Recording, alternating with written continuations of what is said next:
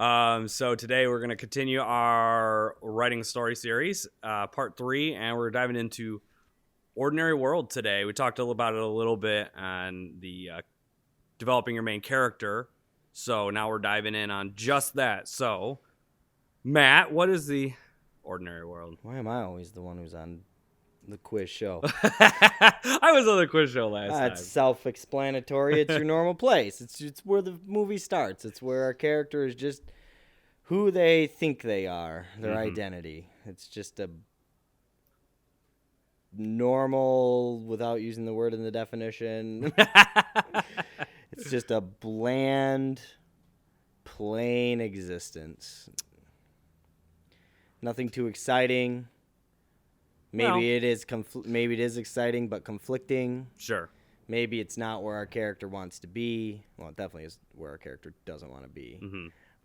Maybe it is where they want to be, or they think they want to be. They need to be forced out of it. And then they're forced out of it through the inciting incident, which I guess we'll talk about next. Yep. Like Luke living with his aunt and uncle, and he's kind of forced out. Yeah, he's get killed. He's that longing archetype, right? The damsel in distress, or the or I wanna Luke, the damsel in distress, or the waiting for my prince to come long moment. Flowing locks. I just want to fight for the rebellion. Luke, not my favorite. So he's a good character from a writing perspective, but totally he's just not my favorite. I like Mark Hamill as the Joker. Well, yeah, that's iconic than Luke. He probably would agree with me on that. We'll talk about. I actually think I think Joker's like his favorite character ever. Anyway, not talk so about that. Ordinary World. Yeah, I mean, I think you got it pretty well. So it's where your mom hands you a plate of pancakes or eggs, and you're just like, this is cool, but there's got to be something more. Yeah, it's like an elf. He's just making toys with the other elves. And he doesn't fit in. He's like, man, I just don't. I'm gigantic. Why do we need an ordinary world? Well, in The Hero's Journey, in Vogler, and McKee, why do we need an ordinary world? What do we need to understand? I mean, why is it important to the story? I think the main important thing to the story is we touched on it a little bit in the main character one, but we can't understand how a character has changed unless we understand where they came from. I mean, unless we understand where they started, take Frodo, unless we understand like his life in the Shire and how he lived, we can't understand the importance of how he changed, how his character at the end of the trilogy or of the books, we can't understand why that's so significant unless we really have a good grasp of this is where they came from. This was their ordinary. This was their everyday. And on top of that, it gives them, and you said we'll talk about this more in the inciting incident, but it gives them a place to really be challenged in that moment, in that call to adventure. It really gives them a place to be like really against what they're currently doing, and that just makes good conflict, which makes for good moments. Agreed. I feel like an ordinary world shouldn't just show you like the normal. Yeah, sure. I feel like what you were saying, it should challenge. You should feel like your main character is challenged in even being there. Right. From the beginning of the film. Sure. I don't know. Maybe not. No, I think that's good. Because I think a lot of good, talking about Luke again, I think a lot of good stories do build up in the ordinary world that the main character has a longing. Your entire story branches from the ordinary world. 100%. You're, you could change your protagonist. I don't recommend it, but you could change your protagonist and still keep the ordinary world the same and still end up telling the same story. Yeah. Because the ordinary world shows you how life was before. And at the end of the film, you'll feel as though now this is how life is. Right. Frodo's an interesting one because wasn't Frodo happy in the Shire? Yeah. He wasn't like Bilbo. He didn't need to get out. Bilbo kind of didn't. He didn't really long. I mean, I think he was more apt to go on an adventure, but he fought Gandalf on it. He didn't like the dwarves. Like, they came in and ruined his place and ate all his food. Was Frodo stuck? Did he feel stuck?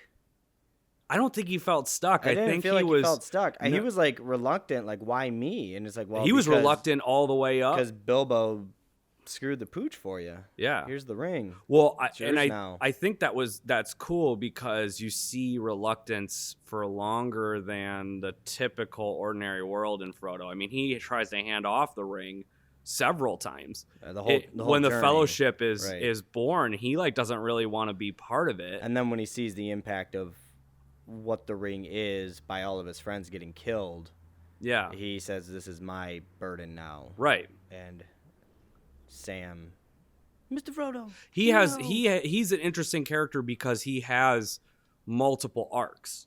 Who?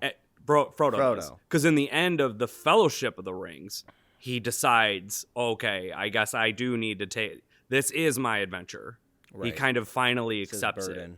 But his ordinary world, it's like his ordinary world is happy and he's having a good time and the ordinary world is expansive in the Fellowship of the Ring. Totally. It's very large. Yeah. I mean, we even see Rivendell and things like that in the ordinary world before they decide to set off on the Fellowship. Gandalf is in the ordinary world. In The Hobbit, he's not. Bilbo doesn't know who Gandalf is. He's heard of him, but Frodo's like friends with him. Sure. He's like, "Oh, I remember your fireworks. It's so good to see you." Yeah, hello, like wizards are part of his ordinary world. This awesome pipe. So I think he is a really cool study into the ordinary world. Yeah, I think Lord of the Rings. The interesting thing about Lord of the Rings is each film has an ordinary world. Sure. It's just we're deeper and deeper into the long story arc. Yeah. As we see film 2 and film 3. But it's still pretty complex, I think, to look at ordinary world and understand the character's relationship with it. I think Disney does a better job. Well, not a better job. I think, not to belittle Lord of the Rings. Lord of the Rings was great. But I think Disney did a really great job in their early animated films establishing ordinary world. Yeah, they were pretty king at it. 101 Dalmatians with the monotony of Pongo, just sitting there watching his pet play the piano. Beauty and the Beast, we understand. We open up on how the Beast became, and then we see Belle in this big musical sequence. She literally sings her ordinary world. Right, and we get that she's a bookworm. We understand all of these things, and that there's this foolhardy macho man who's gonna sweep her off her feet.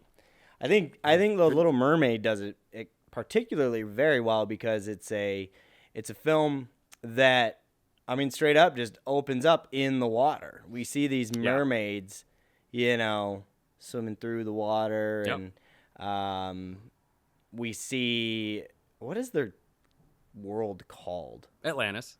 Is that Atlantis? Yeah, it's Atlantis. Oh, right. Did they ever say it? Yeah. Okay. I've seen that movie like probably 100 times. But, when we open up on this ordinary world of all these mer people coming to this concert, and King Triton, he's a big old man, and everybody's there to, woo and awe at his daughters who are doing this awesome show, and then one's missing, and it so happens to be the most important character of the whole film that is missing. Convenient. But I think that establishes ordinary world, because then what Ariel's able to do is establish her longing for something more. Like really fast. It's very obvious, right? It's like within the first 10 minutes of the film, 10, 15 minutes. Because the film actually opens with the sea ship splashing through the waves. Yeah. And the seamen having party on deck, and then the little fish pops out of the barrel and goes under the water. So what would we call that? What is it? It's not the epilogue. The opening. The overture. The overture. Is Yeah, that what that I guess is? The so. overture? Epilogue is the end. Yeah, that's the opening before we actually get into the real ordinary. I mean, it is part of the ordinary world. Because it's part of his. I mean, heck, she ordinary has a world, song called "Part of His World." It's like Right, it's right. completely on the nose of like I'm gonna go from here and I'm longing to go there and be a part of his world, and that so happens to be right about at the inciting incident of the film. Yeah, it's very close to the inciting incident, and so, I think the thing that I really like about Little Mermaid, that we're using this example, is because Ariel's ordinary world is really cool. It's lush and it's grand and it's, I mean, she's the daughter of a king who has super crazy magic powers through a trident. She has this huge fish band, lives in this beautiful castle. Like, there's a lobster riding a shrimp. Her ordinary world is really, I mean, pretty exciting to someone, like us, I guess. Oh, for sure. And so that spectacle. Yeah. And so it's cool because then it's like, okay, well, what could be more interesting than that?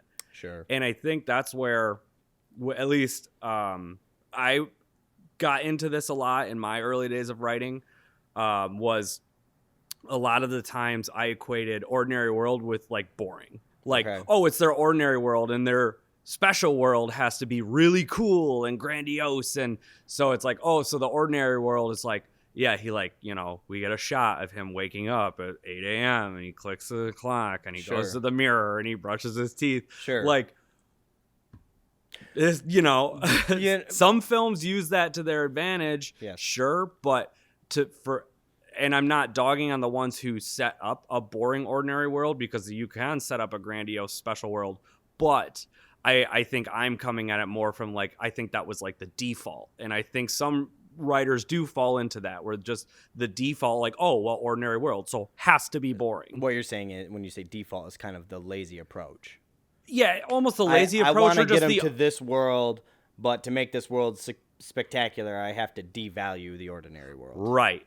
And so that's like, why for example, like it's not a movie, but it is. I mean, it's amazing. Breaking Bad is a great example of establishing Walter White's ordinary world and then his special world as Kingpin meth manufacturer.